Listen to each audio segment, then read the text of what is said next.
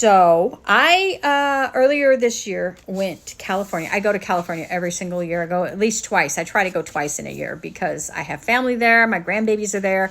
So Gigi has to see her babes. So I finally got a copy of WREN in the Holly Library by K.A. Lind or Lindy. I'm not really sure how she pronounces her name. And I really enjoyed it. I did. I enjoyed it. I wasn't sure if I was going to go for the second book. And then I was like, you know what? But I did like that book. So I went ahead and I got the second book, and kind of glad I did, because the story is really, really good. There will be a third book, people. Anyway, I really enjoyed this story. I really liked characters. I got to say, Graves is my honest to goodness favorite character. There is a character in there named Ethan. He's kind of funny. I think K.A. Lindy or Lind is a Crescent City fan, because there's a couple characters with Crescent City character names. And off the top of my head, I can't think of the other one. There was Ethan, but not spelled the same.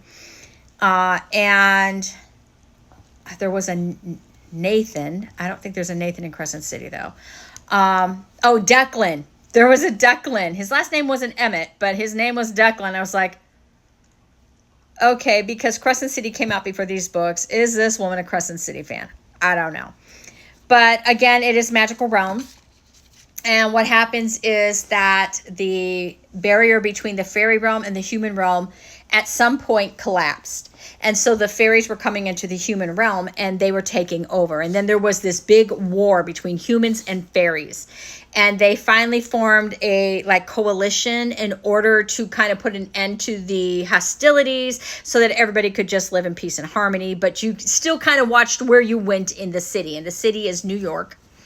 And so there's the quarter that has the werewolves, and there's the quarter that has vampires, and there's the quarter that has fairies and trolls and different things like that. Everybody has like a role that they play in the city. Like the protectors of the city are the werewolves, and they're kind of like they turn into dogs. They don't turn into those scary ass things that were back in the day when I used to have nightmares about werewolves, because my mother loved watching those movies. They you look at them now and you're like, God, I was afraid of that, but still I get why I was, because little kids don't understand.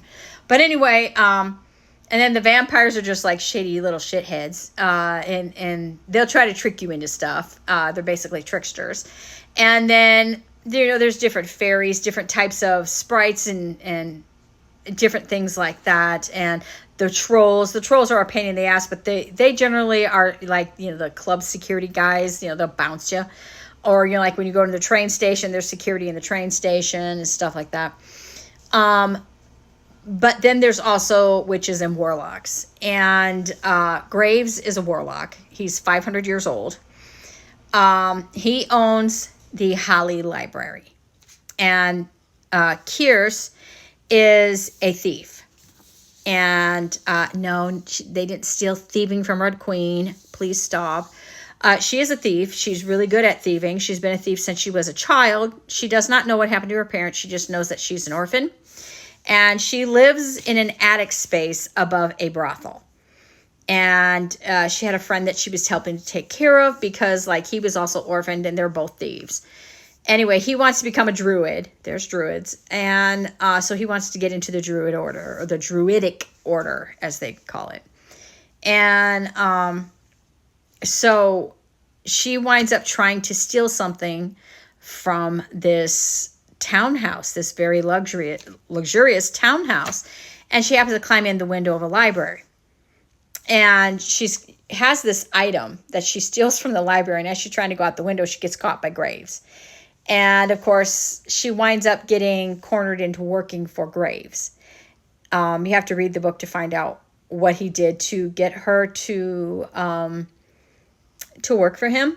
But he's charming. He's British. He's very British. He dresses nice. He always wears gloves. There's a reason for the gloves, and you have to read to find out why he wears the gloves. And no, it's not because he's a germaphobe, though that could be a part of it. I don't know.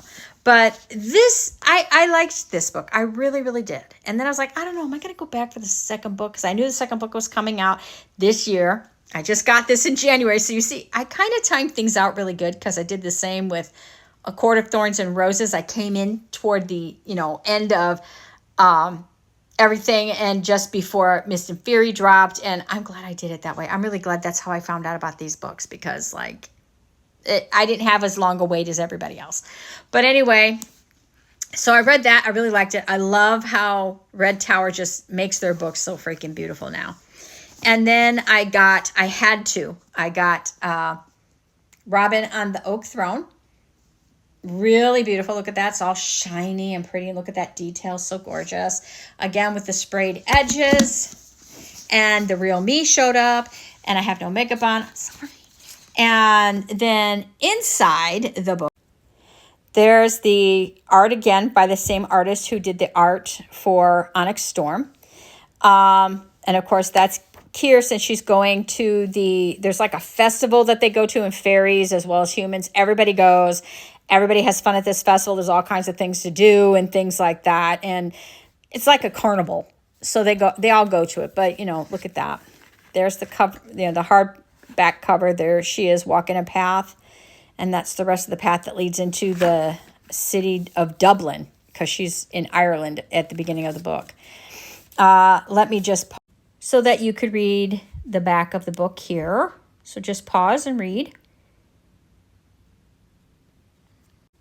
So if you're looking for a really good fantasy series that does have romance and holy hell spice, I'm not kidding, like spice, holy hell spice, then I recommend WREN in the Holly Library and The Robin on the Oak Throne by K.A. Lind. It's books 1 and 2. The second book lets you know there's going to be a third book. For me, as an Akotar girly, a Rhysand girly, Graves gives me Rhysand vibes. Like, there's just something about him that's utterly likable. And if he wants to, he can use shadows. He doesn't, it's not like something that he always does, but he can use them and has used them. But I really did like him. He's 500 years old. Kierce is 20... I think she's 24 or 25. So she's a full adult. She winds up working for Graves and, stealing items that he needs. And they form a relationship, and that relationship becomes a little romantic and a little spicy. And then in this book, she and Graves turn up the temperature on their spice. And I don't know, I really enjoyed it. But there's a character that comes into this. He is the Summer King. That guy pisses me off. I don't like him. Graves is the Winter King. And so like the Night Court, he's the Winter King. And then there's the Spring and Summer King. And yeah, he has blonde hair, but his eyes are blue, not green. He's a complete asshole. I don't like him. Anyway, there's reasons. He shows up first in this towards the end, but then he's all throughout this. Loved it. I think altogether I would give it 5 stars as far as reading. As far as spice, I think it's off the Richter scale, especially once you get to the second book. It's off the Richter scale. So if you're looking for a really good fantasy romance that has holy hell spice in it, I recommend this book series.